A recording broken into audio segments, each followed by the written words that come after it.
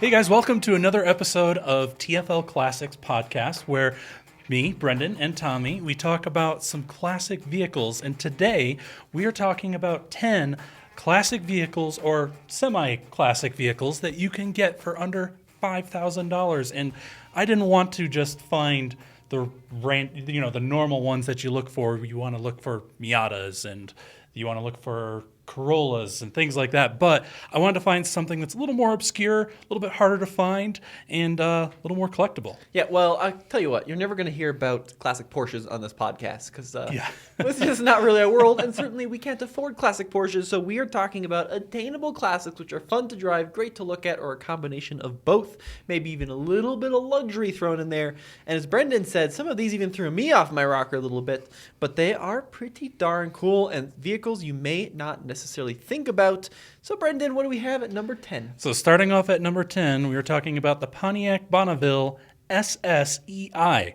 There were actually two generations of the SSEi, both the 9th and the 10th. But today specifically, I want to talk about the 10th. So what we have up there is the 9th. So a lot of people will be familiar with that. But this guy is the 10th generation SSEi. And why I picked that one is because it's a lot easier to find ones that aren't fully clapped out in your price range. Hence, this guy. Yeah, so this was built from 2000 through 2005, and it was replaced by the GXP, right?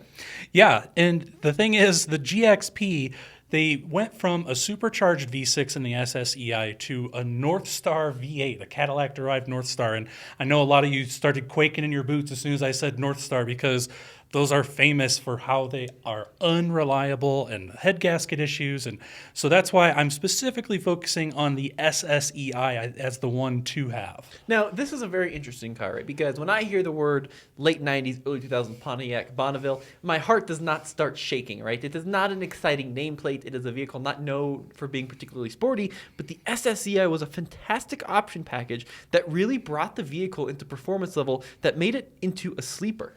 Yeah, so they took that 3800 series V6 engine that was known for being super reliable and slapped a supercharger on it, giving it 240 horsepower. Pretty cool stuff, yeah. And not only that, but you also had some slight handling improvements as well as some slight design changes as well. But you got to figure 240 horsepower, supercharged horsepower in a front-wheel drive Buick at the time was pretty phenomenal. Now, I had a very brief chance. I don't remember this. At the auction, I drove a 98 SSEi. I do remember that, yeah. I had no idea what it was because I wasn't familiar with the car at the time, but I remember getting on the back straight of this little test track, hitting the throttle. You hear that supercharger coming to life, you get this fantastic whine, and it really shoves you down the track. Yeah, and they did make it, as you mentioned, in the Buick as the Park Avenue Ultra, but the Pontiac was known for being the widest car in its segment, hence why they called it the wide track. And it was actually a relatively wide car for the time compared to, like the Camrys and the other things that were in its class. And that also made it a handling machine back in the day. And not only that, but because it's so big, the seats are comfy and it's quiet to go down the road. But then when you put your pedal to the floor, it just takes off like a rocket. And that's why I love them, is because they are so comfy. So you didn't sacrifice like the ride quality or any of the, what handling there was to be had by going with the SSEi. What you got instead was just a big comfy cruiser that made cool supercharged noises. So you would get the Bonneville over the Park Ultra? I would, because the Bonneville handles a little bit better. So it kind of depends on what you're looking for. If you're looking for something that handles a little bit better, maybe slightly more sporty, I'd go with the Pontiac, and I personally prefer the styling of the Pontiac. But if you're looking for something that's going to give you more of a budget Rolls-Royce experience where you're going to waft along quietly and have a little bit of power when you might want to go for that Park Avenue Ultra. Now, we did want to actually back up our claims with some facts, so Brenda went out and found some ads for vehicles. Now, this is a dealer up in North Dakota, right? And it's got 192,000 miles, but it looks pretty clean, and it comes in with an asking price of just $3,000 on this SSEi. Yeah, and you can find them under $5,000 with much lower miles. So if that mileage scares you, which don't let it, because these engines are actually pretty reliable. You can find them 120, 130,000 miles with, recent services on it for under $5,000 all day long. So now for something a little bit different, right? We talked about a comfortable, relatively high-performance classic, but the next car on our list is a little bit different. Yeah, so I wanted to go for, what if somebody didn't want a comfy cruiser? They wanted to go off-roading, right? A lot of people know about the 4Runners, they know about the Jeeps, but a lot of people are also sleeping on the first-gen Nissan Pathfinders, which are a super capable off-roader. Now, if you look at like the Gen 1 4Runners from the 80s, those are going to be $15,000, $20,000, $25,000, $30,000 in really nice shape, whereas a nice Pathfinder can be had for like $5,000 to $7,000. The one you found here in California is just $4,500, which is very, very affordable. Now, originally introduced as a two-door, but you could also get them in four-door. You could, yeah. So in 1990, they switched over to the four-door. So basically, if you get one from the 85 to 89, it's going to be a two-door. If you get one 1990 to 1994, it's going to be a four-door. These were based off of the Nissan Hardbody or D21 truck. So this platform is called the WD21 platform. And everybody loves those D21 trucks because they're super reliable and they just keep going and going and going. And these are pretty much the same thing, just with a little more usability in the back. Plus, I think they look better than the truck version as well. Now, you could get them with a couple of different engines. There was a base 4-cylinder, which was dirt reliable but slow as molasses at 106 horsepower. Yeah. Or you could option it with the 3-liter V6 as well. Yeah, and those had 145 horsepower. Now, they're not as reliable, but keep in mind, you're getting the V6 from the Nissan Z back in the day. So some people take these things and throw turbos on them, and they can be pretty quick little cars. Especially like in Saudi Arabia, you see these with like 1,000 horsepower going up the dunes. Pretty nuts stuff. Now, we actually own one. You owned one. Yeah. Ours was beige, and it was an automatic, but you could get them with the manual. Regardless of the transmission, they're very, very durable in the long run and super good off-road with a lot of comfort. And to speak to that durability, this ad that I found, I don't know if you noticed, the odometer says 375,000 miles on it. Now, I know that's not the best deal for $4,500, but I just had to show this because I couldn't believe that something like this, and it still looks pretty nice, right? If you find one that's been well maintained, don't worry so much about the miles because these are long-lasting vehicles. 100%. Yep, great choice. Not very fuel efficient. Now, by the 90s, they were kind of criticized for being a little bit antiquated and very unfuel efficient. We're talking like 15 mpg-ish with the V6, and considering you only were developing like 150 horsepower, it's not a lot. Yeah, and that just kind of goes to show you the cars that we kind of lambast today as being old-fashioned, right, tend to later on end up being future classics. I mean, think about like the Ford Crown Vic. You know, near the end of its line, people were criticizing that for how old of a design it was. But now that it's gone and you can no longer get a new one, everybody wants one, right? So next up on our list, now for something completely different, we're going across the pond to a country known for their high-performance cars. You hear the 3 letters AMG, and you're probably thinking of some of the new Mercedes high-performance models that are going to be $100,000, $150,000. Well, certain AMG models can be had for $5,000, maybe a little bit more, right? Yeah, so these are going to be a little bit harder to find on our list. This is, in fact, the only one I could find in the country under $5,000, but they can be had if you're a little bit patient and you're a little bit determined and maybe willing to travel to somewhere that's not near your locale. You can find these E55 AMGs, and we're talking specifically about the W210 platform because they have those 2 round headlights on the front, and I think it kind of mixes the best of classic Mercedes with a little bit of modern Mercedes. So the one we're looking at $4,000. Now there's one in Denver. I see a lot of them for like $8,000, $7,000 to $8,000, but these are really potent, long-lasting vehicles. Now, the W210 replaced the really squared-off W124 Mercedes. Yep. And they did have a little bit of shifted mentality at Mercedes because they were just losing money hand over fist because their cars never died. So they kind of went a little bit more toward cost-cutting. This was the era where we started to see a lot of rust issues, especially in some of the early 210s, right? We started to see a lot of kind of harder, cheaper plastic in these cars. But as much as they were lambasted and disliked, they actually have provided a lot of long, durable transportation for a lot of folks. And the E55 specifically has a really durable engine. So what's the horsepower? Yeah, so these had a 5.4-liter V8 pumping out 349 horsepower and 391 pound-feet of torque. And keep in mind, this was the late 90s. They were putting out almost 400 pound-feet of torque in this machine. And it was selling for $70,000. So you're talking about quite a bit of depreciation to be able to get into one for $5,000 nowadays. And its competitor back in the day was the BMW M5, just like it is nowadays, right? Those M5s, however, have caught on. Everybody wants one. They're going for $20,000, $30,000 plus for a nice one. But you can find these E55 AMGs for still a relatively affordable price. I want to say that would have been the E39 series of M5, right? Yeah. Which are, like you mentioned, it's ridiculously expensive. And I think part of that, too, is they were a little bit more of a performance machine, Sure. especially in terms of handling, manual transmission, right? You had that screaming exhaust note. The E55 is a little bit more of like a straight line performer. Didn't quite have the same handling dynamics. Certainly didn't have the manual. I think it was 5-speed automatic only in the States, at least. Yeah. Well, and keep in mind, for manufacturers, if you want your car to become a future collectible, Stick a manual, yeah. put a manual in there, because later on down the road, it's going to be way more desirable. But I would bet, even though, like a good E39 now is going to run you $30,000, right? Yeah. Upwards, $40,000. Whereas this is going to run you $5,000 to $10,000. This is probably going to be more reliable in the long run, because these are just kind of tanks. Also, shout out to the ML55 AMG. Yeah. If you want absolutely. an SUV, 4-wheel drive, also same engine. Really good. Yeah.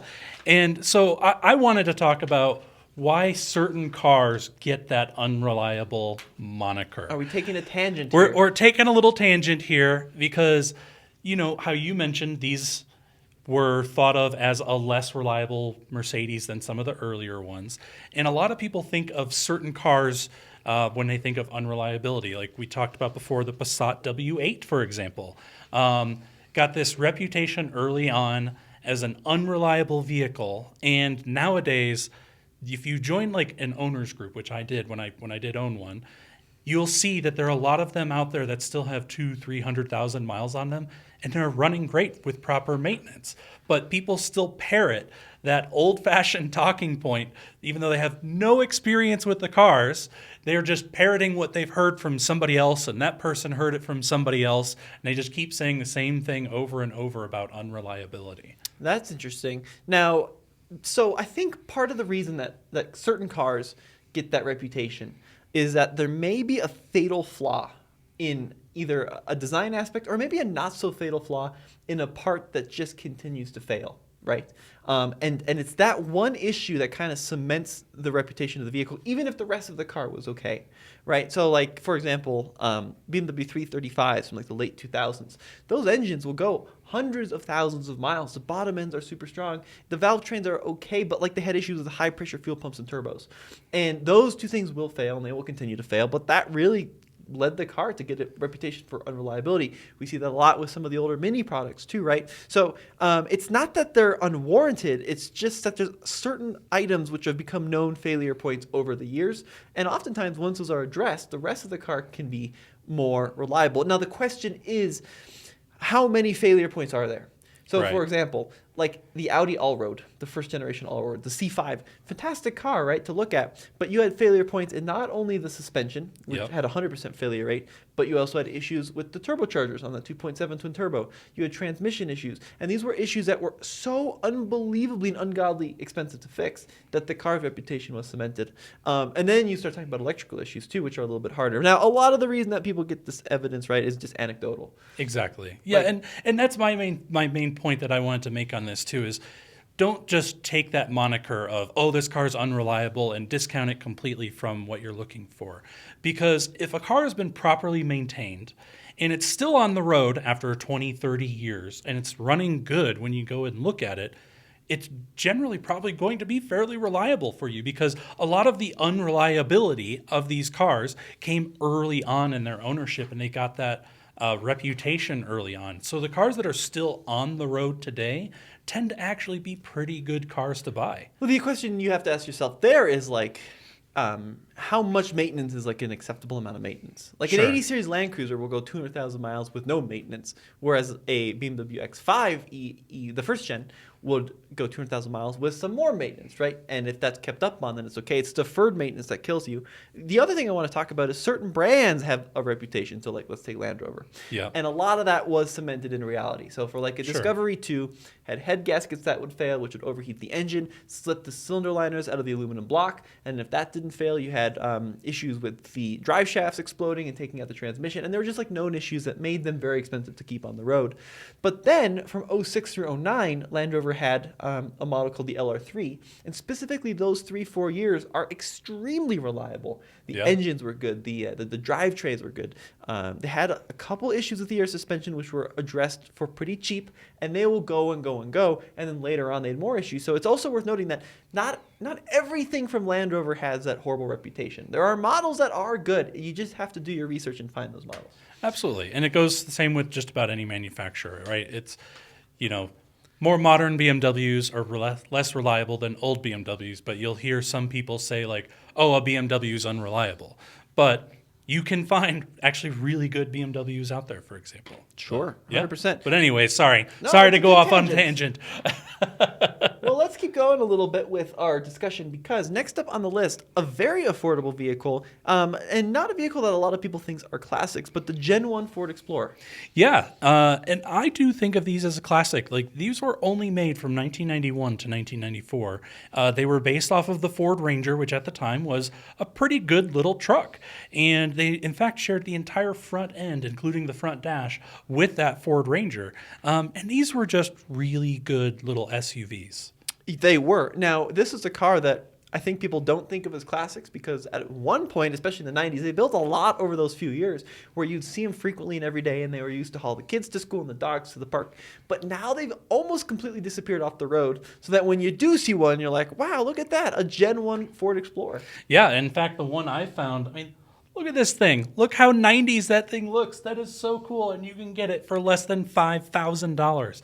I think that you're going to find that a Ford Explorer is going to be such a good vehicle for the money. It's so slept on. They're good off-road. They can tow a little bit. They're roomy. They're comfortable. You can get them with a manual transmission that's actually made by Mazda.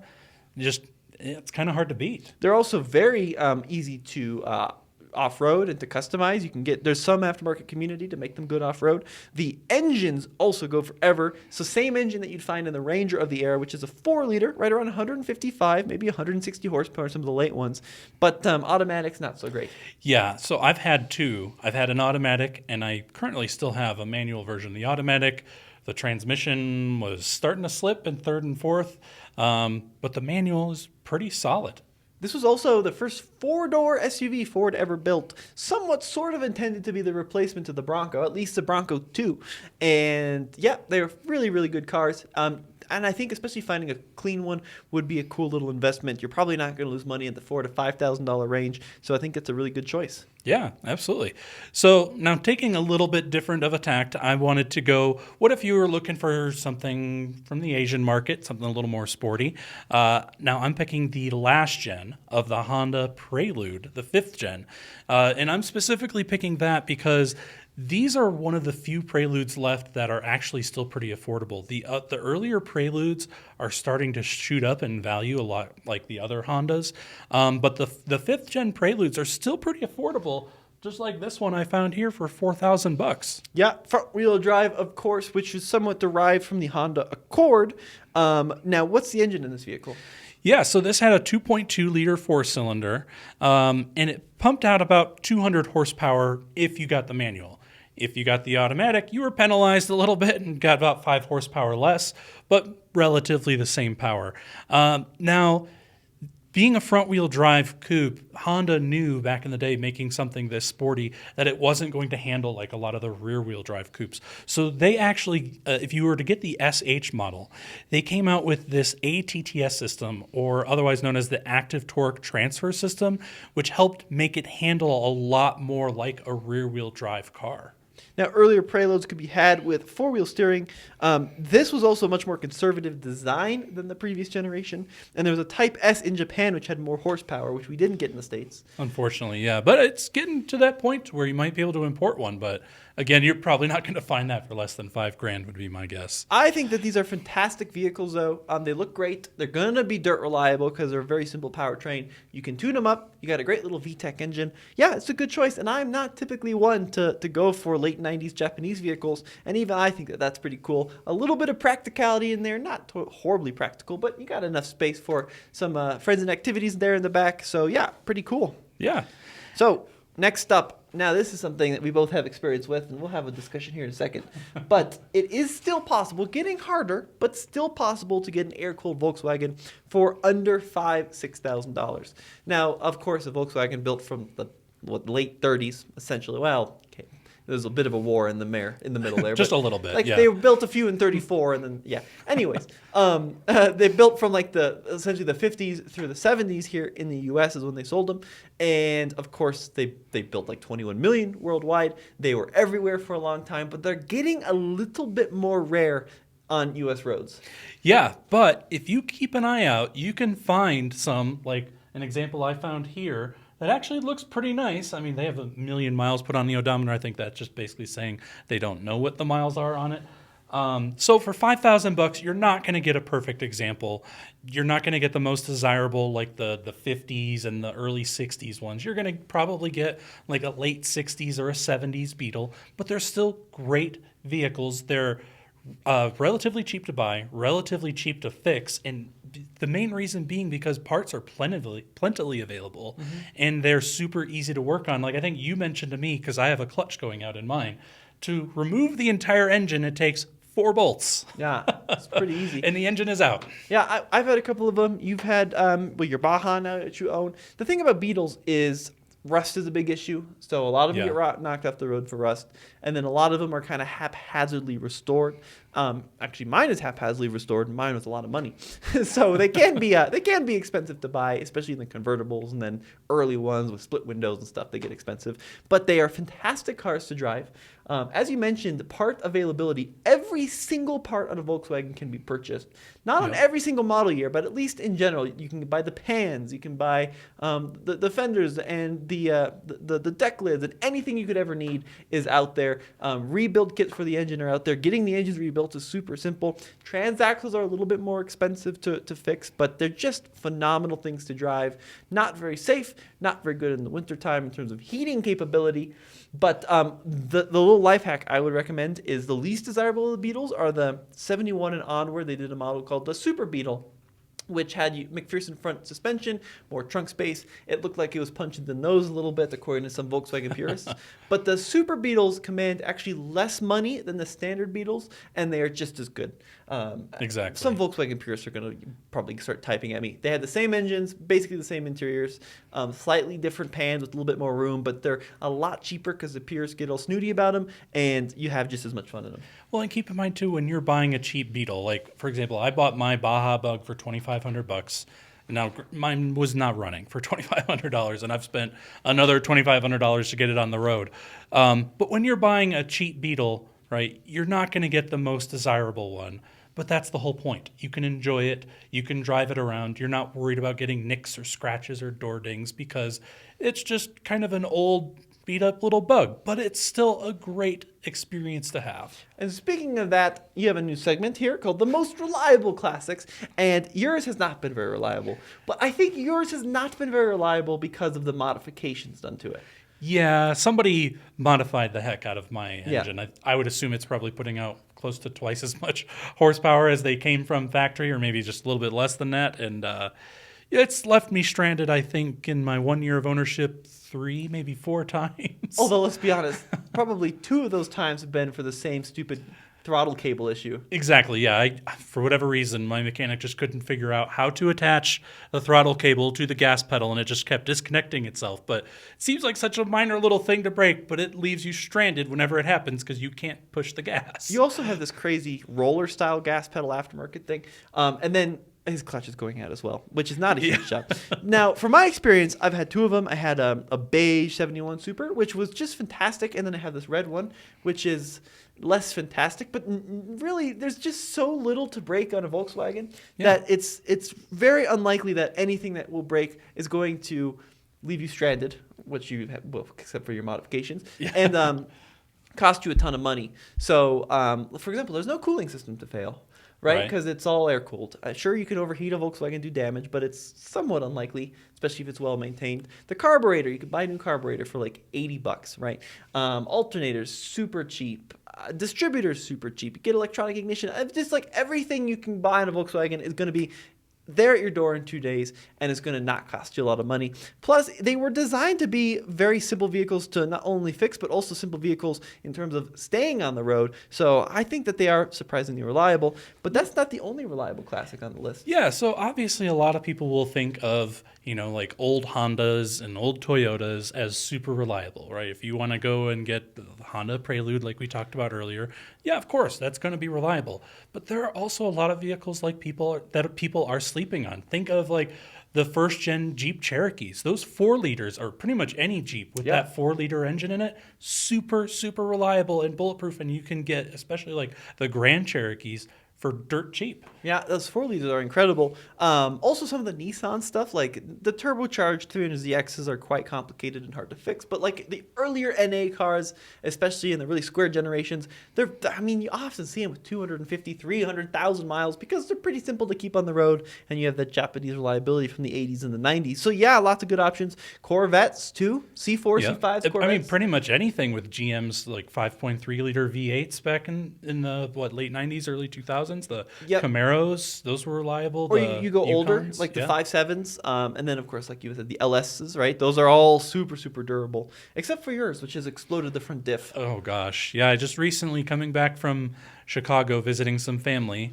was driving through Nebraska, and my front diff decided to explode pretty much. And your 2500 Yukon. Yeah, my 8.1 liter 2500 Yukon, it locked up the front wheels, which also broke the chain inside of the transfer case, which then cracked the transfer case. So my vehicle is currently sitting disabled, waiting repairs in Nebraska. I'm guessing it's probably going to be at least a couple grand to get that thing back on the road. But, yeah, it's a bummer. It's a bummer, but it's also a vehicle with 300,000 miles on it. So that front differential made it 300,000 miles before going. In fact, like I recorded a little picture of it going on to that 300,000 mile mark shortly before it died. Before it exploded. Yeah, I want to give a shout out, and Brendan's going to roll his eyes here, but old diesel Mercedes from the 80s.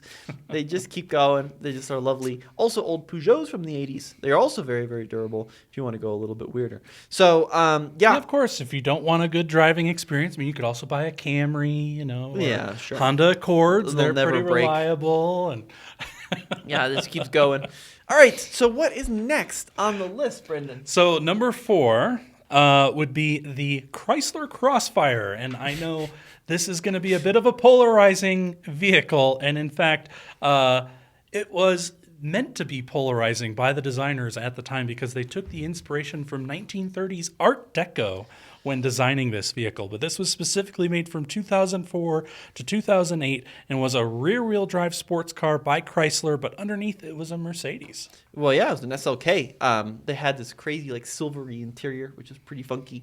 Jeremy Clarkson famously said that the coupe looks like a dog doing its business, right? But I think you're actually pretty spot on with this choice because they are very cool cars to look at, right? Not amazing to drive, especially by modern day standards, but they're cool to look at. They're convertible. They had an SRT version, which is going to run you more money, but you could get them in either manual or automatic versions, right?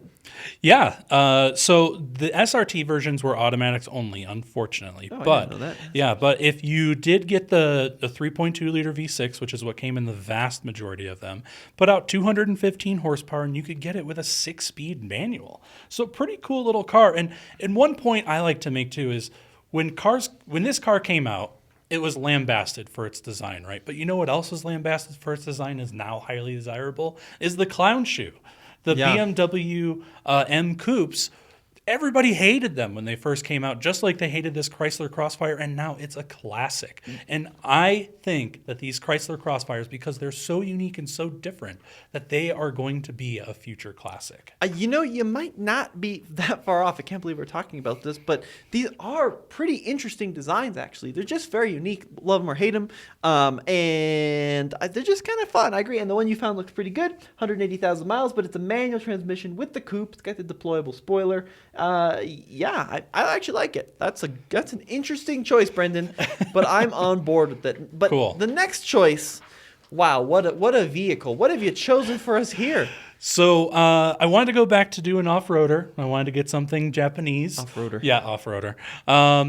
Now, everybody speaks and glowingly about the Suzuki Samurais back in the day. Those are classics now. Everybody loves them. They've gone up in value.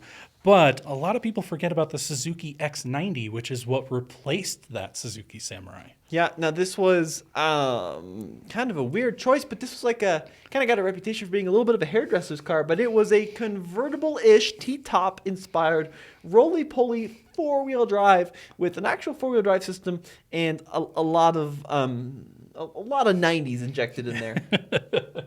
Yeah, I mean, if you look at the seats, like most of the seats on the inside are quintessential 90s. Like, they just look fantastic, right? They look like the bus bench seat from back in the 90s. I love them, honestly. So here's the thing. Like a couple of years ago, we would have put a Samurai on our list because a Samurai, it's a better four-wheel drive. It's smaller, it's square, it's bulky, it's got solid axles, right? It's very, very, very durable. But the issue with Samurais is they got expensive, but the world figured them out. So like a nice Samurai is going to run you $10,000, $12,000, which is what it would have cost new, by the way, which is kind of funny. But a nice X90 is not going to cost you a lot of money whatsoever because they're kind of just weird and funky and they fly under the radar. But finding one, I'm surprised you found one. Hard to find. It's not easy to find them, so you're going to have to look, and you may not be able to find one in a manual for under $5,000, but they're out there if you're patient and you look. Now, these were a pretty short-lived vehicle because they were so weird. They just did not do very well for Suzuki because they took the Samurai and took away a lot of the practicality by making it a more coupe-like design. I guess with a T-top, but it didn't have a traditional hatchback with a rear seat. It was a two-seat only. And in turn, they only made it from 1995 to 1997. And this was based on the Vitara, which is also known as like the Geo Tracker underpinnings. So it was pretty much the same thing as buying a Geo Tracker, but you're getting, I think, a much more interesting vehicle. Would you get a Geo Tracker? I would. Geo Tracker was my very first vehicle. Really? It was a Geo Tracker? Geo Tracker, and 2 weeks later, I rolled it into a ditch. Yeah, that's what happened to every Geo Tracker. That's exactly right. Yeah. I think that the X90 kind of got a bad rap, but it's a durable, fun little car, convertible, and certainly it'd be the only one to have one. Yeah, I mean, they weren't powerful. It's only a 1.6-liter four-cylinder with about 95 horsepower. And the thing that I think is interesting is a few years ago, Motor Trend came out with a list of the worst cars made in the 90s, and this was number one. Oh, no. You can also, I know you kind of have some pictures here, but the Vitaros as well, right? These are pretty darn good, too. A little bit more boring, but essentially the Suzuki version of a tracker. Yeah. But yeah, also very long-lasting and kind of funky now. Exactly. Yeah, so if you want something a little more practical, a little more common, you can get these Vitaras under $5,000 all day long, and they're pretty decent little vehicles and good off-road, too. Here, I think they were sold as a Sidekick, actually. Oh, were they? Yeah, I know. Okay. Eventually, we did get the Vitara, but I think the early ones are called the Sidekick. Okay, so next up is a car near and dear to us. Wow, what a deal you found on this. This is the E28 generation of 5 Series, so the second generation. Brendan's found one here for just $3,000. That's why. 298,000 miles, Brendan. Yeah, 298,000 miles. And again, I picked something high miles because I wanted to prove a point that these early BMWs are really, really reliable when you take care of them. Yeah, these are great cars. Now, so the 3 Series version of the 1980s BMW is called the E30. M3s are $40,000, $50,000, $60,000, $70,000. Hugely expensive. But even like a standard 325 now is going to run you $15,000 for a good one. Yep. Even a 318, like a little four banger, is going to run you $10,000 to $12,000 for a good one. But the 5 Series same generation of car, similar design kind of motives, are going to run you like, in this case, bottom end $3,000, but a really good one's probably going to run you 10 to 15, and then kind of a rare one like the one we're selling is probably going to run you about 20. But they're just such great values and very underlooked or overlooked. Yeah, I mean, this is the second generation of the 5 Series, and in my opinion, it's probably one of the best looking cars that BMW has ever made. It's really got a unique design. Now, this is the American version. Tommy's version that we do have pictures of as well is the European version, so you don't get those same crash bumpers.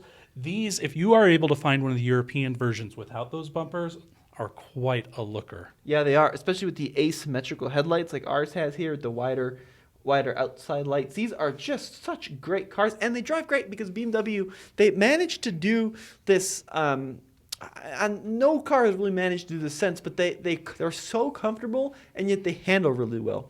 So like, unlike the Bonneville SSEi, let's be honest, which was very comfortable, but was kind of like a waterbed with a fat man on a waterbed in the turns.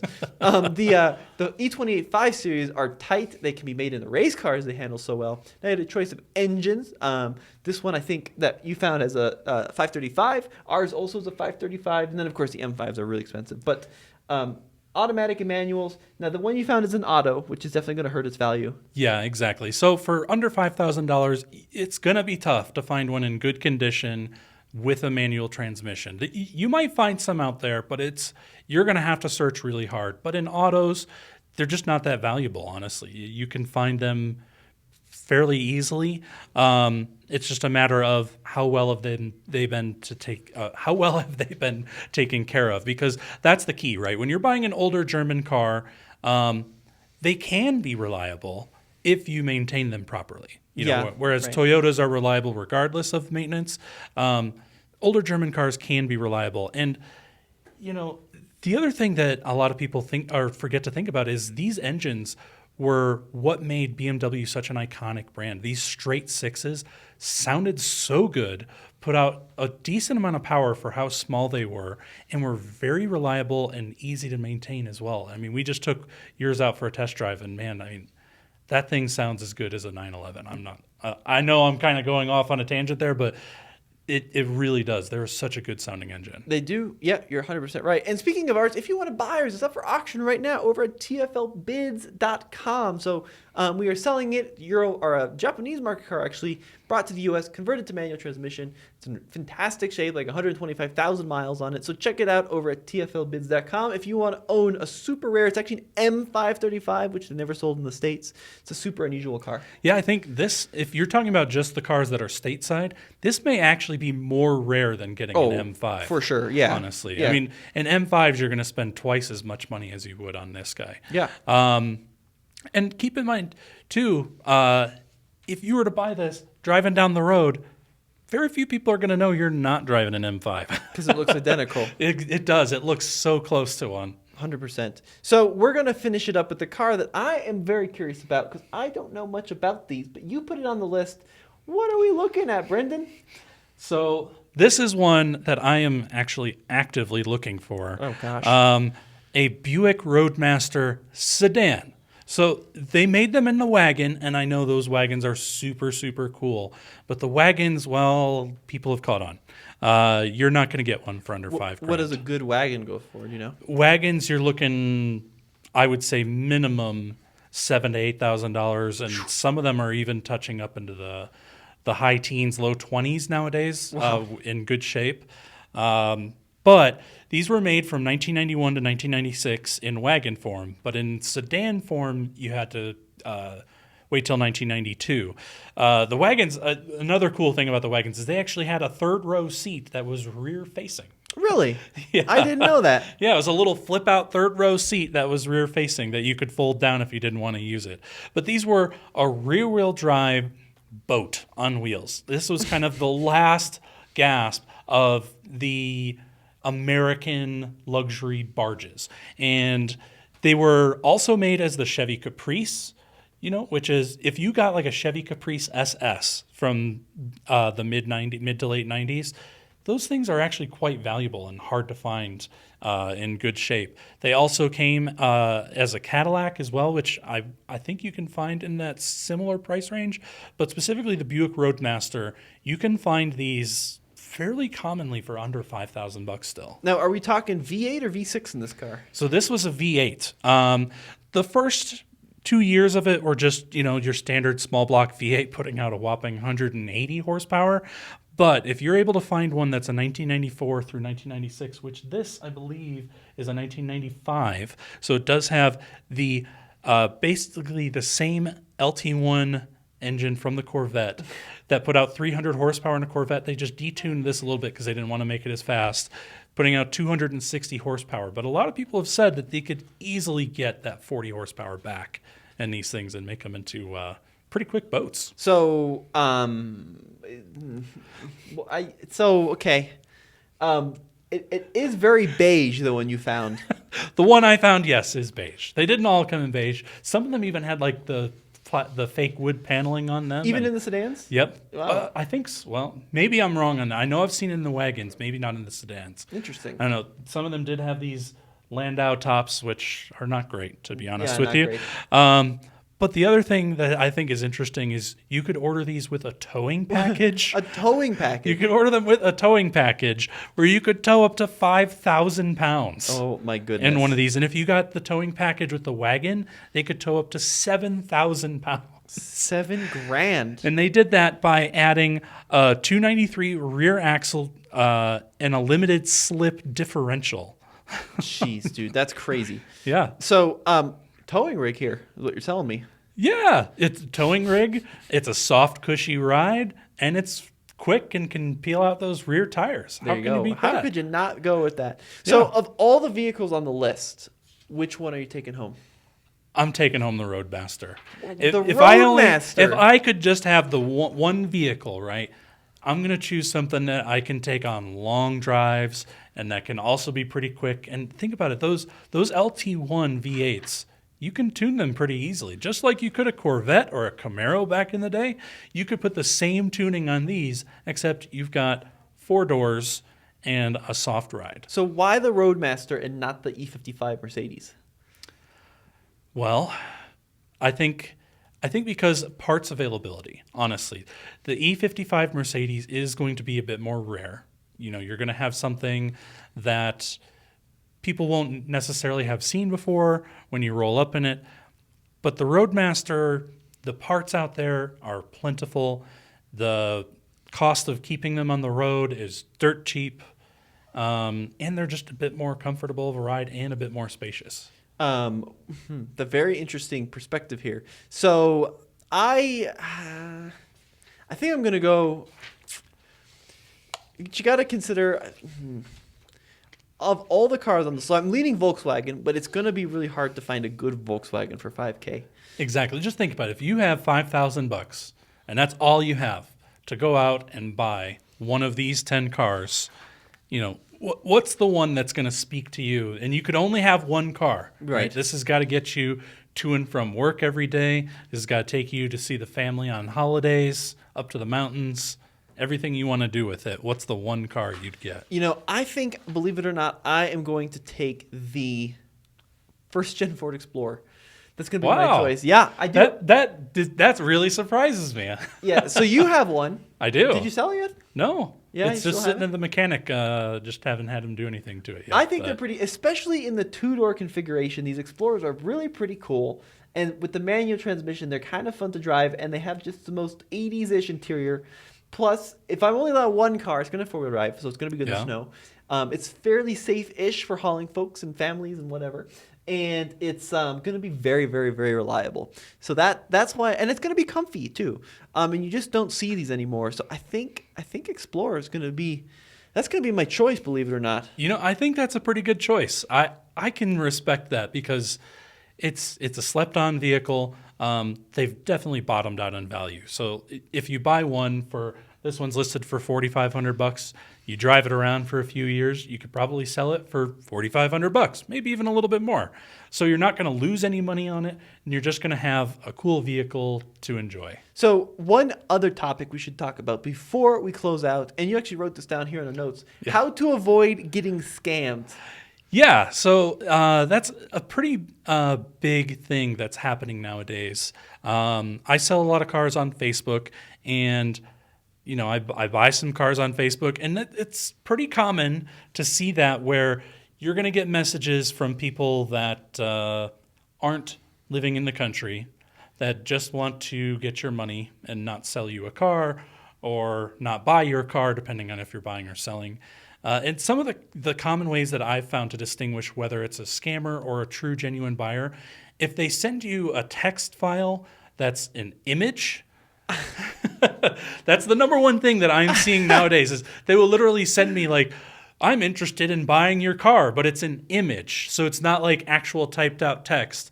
That should be a number one indicator of this is not a real interested buyer or seller. I have. That? Yeah. Almost every car I list, I get one of those. Wow. Yeah. Another thing that I see is somebody that just messages you and then immediately wants your phone number without any context. Sometimes I will give out my phone number, but only after having like a more in-depth conversation where I can tell that I'm talking to a real person. But, so that's selling a car. When it comes to buying a car, the opposite happens. So typically what I do is I'll find like this Explorer on Craigslist, and if there's no phone number, I'll email them and be like, hey, I saw your Explorer on Craigslist. I would love to chat. Please give me a ring. And I'll give them my phone number to make sure they're a real person on the other side of the conversation. Right? I want to make sure that the seller's a real person. I only deal with clean titles. So you've had some pretty good luck with salvage in the past, or rebuilt, I should say. Yeah, I mean, I've had, I think, two rebuilt titles. I tend to avoid those personally. If you're buying it just to enjoy it, you're going to save probably 20% off the cost of what a vehicle normally goes for. But thoroughly check that thing out because you don't know who did the repairs on it. It's a little bit of a risk, but if it's been repaired by a reputable shop, it might be a decent buy. But yeah, anyways. Another one. I try to avoid cars that were just purchased and then immediately getting sold again. Like I see that a lot. Like someone will buy a car, clearly it'll still be on temp tags here in Colorado, and then almost always means it won't pass emissions. Exactly. Because here in Colorado, you get temp tags and you go get it emissions tested, and then if it fails, a lot of folks will just stick it right back online. Yeah, that's a big tell. If you see temp tags in the pictures, run. Yeah. Generally. The other thing too is if you open the trunk and you see some bottles of fluids in there, that's a telltale sign of things that are going on. Like if you see bottles of coolant and bottles of oil sitting in there, it's probably got a coolant leak and it's probably got an oil leak, and that's why they keep them in the trunk of the vehicle. I mean, you can buy some classics where they're owned by a 90-year-old guy that does all his own maintenance, and maybe he leaves them sitting in there. But the vast majority of the cars you're buying for $5,000, they're not going to have that in there. But if it's in there, something's wrong. And a top tip, and I think we both agree with this, Brendan kind of found these cars all over the country. You got to be willing to travel for some of these deals, especially if you live in the Midwest and everything for under $5,000 has no floors in it and no rocker panels. Like spending the money on the plane ticket to go to Kansas City or to go to Kansas City, terrible example, to go to Greensboro or to go to Los Angeles and then road trip at home is always a good bet.